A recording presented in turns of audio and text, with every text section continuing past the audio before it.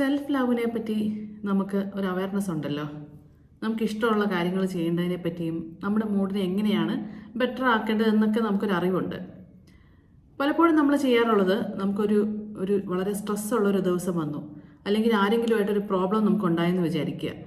നമ്മൾ ചെയ്യുന്നത്, നമ്മൾ പെട്ടെന്നൊന്ന് പുറത്തോട്ട് പോകാൻ പറ്റുമെങ്കിൽ അങ്ങനെ പോകും, അല്ലെങ്കിൽ ഒരു ഫ്രണ്ടിനെ വിളിച്ച് സംസാരിക്കാൻ പറ്റുമെങ്കിൽ, വേറെ എന്തെങ്കിലും ഒരു കാര്യത്തിൽ എൻഗേജ് ചെയ്യാൻ പറ്റുമെങ്കിൽ അങ്ങനെ ചെയ്തിട്ട് നമ്മുടെ ആ ഒരു ശ്രദ്ധ മാറ്റി സ്ട്രെസ്സിനെ കുറച്ച് കൊണ്ടുവന്ന് നമ്മൾ ബെറ്റർ ആകുകയാണ് ചെയ്യാറ്. ഇതിനെ നമ്മൾ ഈസി സെൽഫ് ലവ് എന്നാണ് പറയുന്നത്.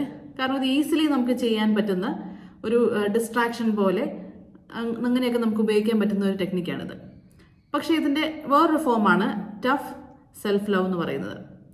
ആ പേര് പറയുന്നത് പോലെ തന്നെ ഇത് ചെയ്തെടുക്കുക അത്ര എളുപ്പമല്ല.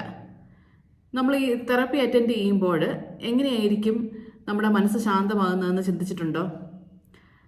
തെറപ്പി അറ്റൻഡ് ചെയ്യുമ്പോൾ അവിടെ അവരുടെ പ്രശ്നങ്ങളെല്ലാം അവർ വളരെ ഡീറ്റെയിൽഡ് ആയിട്ട്, ചിലപ്പോൾ ചെറിയ പ്രായം തൊട്ടേ അവരുടെ മനസ്സിനെ അലട്ടുന്ന കാര്യങ്ങളായിരിക്കും. അത് ഇപ്പോഴും ഒരു വലിയൊരു വൂണ്ടായിട്ട്, ഒരു വിഷമമായിട്ട് സഹിക്കാൻ പറ്റാത്ത രീതിയിലായിരിക്കും നിൽക്കുന്നത്. പക്ഷെ അതിനെയൊക്കെ വീണ്ടും ഓർത്തെടുത്ത് അതിനെ കൂടുതൽ ഡിസ്കസ് ചെയ്യുകയും അങ്ങനെയൊക്കെ ചെയ്യുമ്പോൾ ഉറപ്പായിട്ടും വിഷമം വരും, വല്ലാതെ സെൽഫ് ഹെയ്റ്റ് ചിലപ്പോൾ തോന്നും, യാഥാർത്ഥ്യത്തെ അംഗീകരിക്കാൻ പറ്റാത്ത പോലെ വല്ലാത്ത ഒരു വിഷമവും ഹോപ്പ്ലെസ്നെസ്സും ഒക്കെ തോന്നും.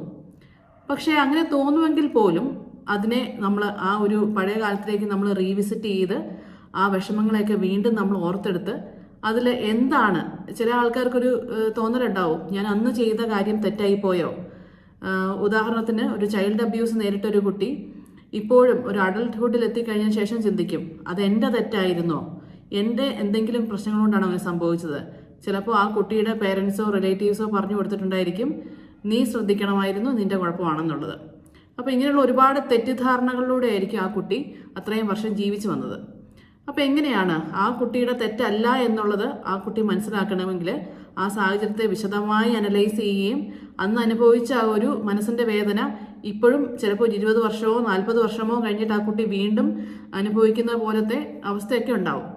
പക്ഷേ അങ്ങനെ നമ്മൾ അതിലേക്ക് റീവിസിറ്റ് ചെയ്ത് അതിനെ അനലൈസ് ചെയ്തിട്ട് നമ്മുടെ മനസ്സിനെ പതുക്കെ പറഞ്ഞ് പഠിപ്പിക്കുകയും നമ്മുടെ തെറ്റെല്ലാം നമ്മളെ ബോധിപ്പിക്കുകയും റിയാലിറ്റി എന്താണെന്ന് മനസ്സിലാക്കുകയും ഒക്കെ ചെയ്യുമ്പോൾ മാത്രമാണ് നമുക്ക് സാവധാനം നമ്മളെ അംഗീകരിക്കാനും ആ ഒരു സെൽഫ് ലവ് നമുക്ക് ചെയ്യാനും പറ്റുന്നത്.